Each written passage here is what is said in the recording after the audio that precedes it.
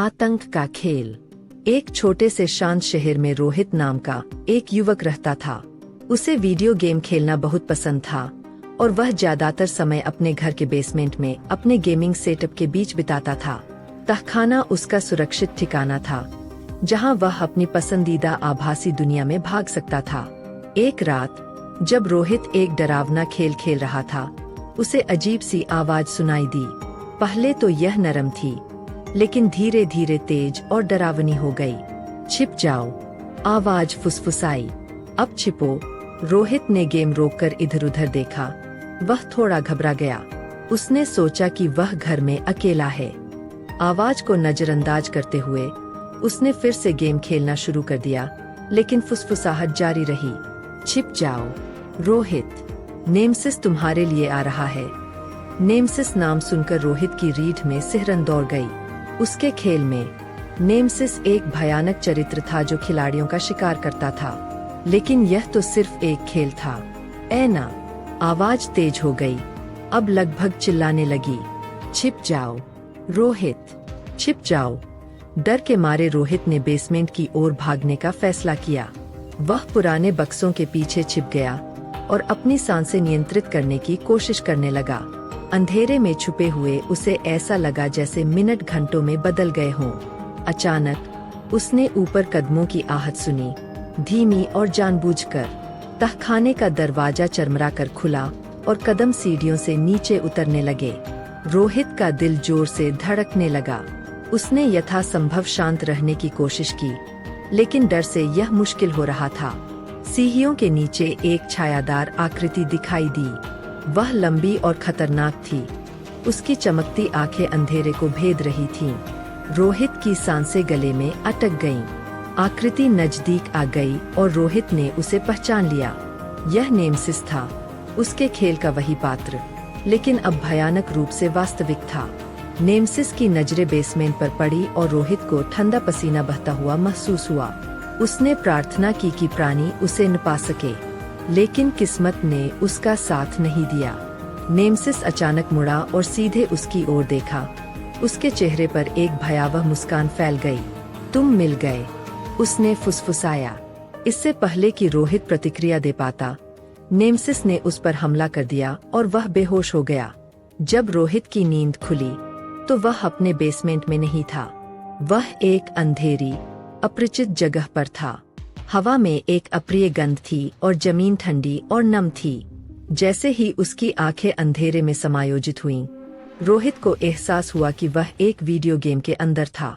माहौल बिल्कुल वैसा ही था जैसा वह खेलता था। खून से सनी दीवारें, छाया में छिपे विचित्र जीव और हवा में भय की भावना। रोहित ने देखा कि उसका रूप बदल गया था। वह अब अपने ही खेल का एक पात्र था। जैसे ही उसने यह समझने की कोशिश की कि क्या हुआ, दहशत फैल गई। क्या वह सपना देख रहा था? क्या वह पागल हो गया था? लेकिन सब कुछ इतना वास्तविक लग रहा था। अचानक उसने नेमसिस की आवाज सुनी। मेरी दुनिया में आपका स्वागत है रोहित। यहाँ तुम शिकार हो और मैं शिकारी। रोहित का दिल जोरों से धड़कने लगा और वह इस भयावह वास्तविकता से बाहर निकलने का रास्ता खोजने के लिए दौड़ने लगा। जैसे ही उसने परिदृश्य को नेविगेट किया, रोहित को खेल की तरह ही विभिन्न बाधाओं और दुश्मनों का सामना करना पड़ा। उसने विचित्र राक्षसों से लड़ाई की और घातक जालों से बचता रहा, जबकि नेमसिस की ताना देने वाली आवाज उसका पीछा कर रही थी।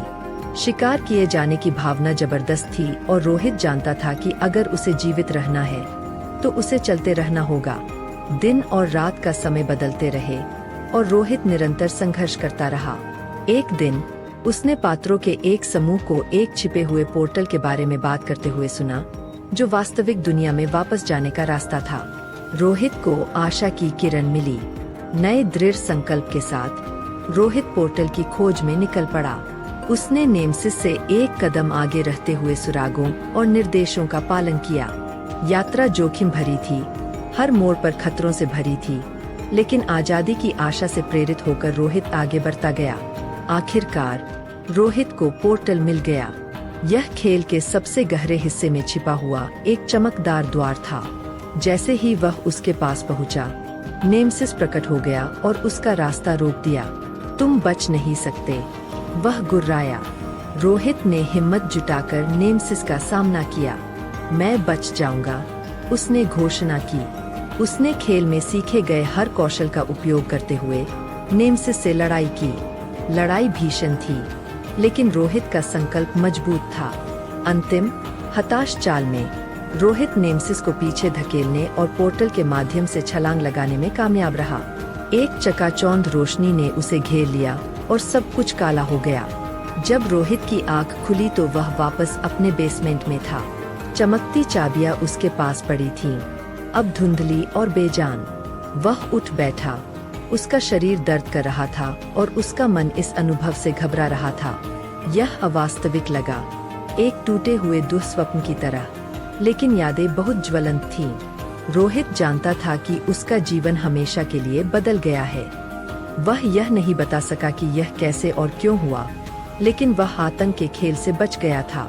उस दिन से वह अपनी गेमिंग आदतों के बारे में अधिक सतर्क हो गया, हमेशा वास्तविकता और आभासी दुनिया के बीच की पतली रेखा से सावधान रहता था।